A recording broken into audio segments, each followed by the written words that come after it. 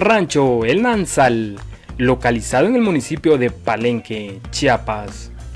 Este rancho está produciendo estupendos sementales de varias razas cebuinas y europeas, que en diversos cruces hacen posible obtener novillos de 20 a 24 meses de edad con un peso de 450 a 500 kilogramos, y esto alimentados en potrero.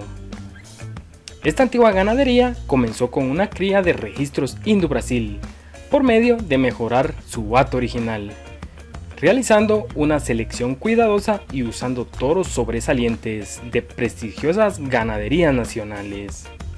Posteriormente incorporó las razas Brahman, Gir e Indo-Brasil. Además, desde hace 18 años produce Beefmaster y desde hace 7 años realiza pruebas con Charolais, Cimental y Cimbra. Los toros cebuinos de Rancho El Nansal incrementan principalmente el tamaño, el peso y la rusticidad, y las razas europeas mejoran sobre todo la calidad de la carne. Rancho El Nansal cuenta con venta permanente de embriones, ejemplares y novillonas. En la descripción del video te dejaremos los datos de contacto.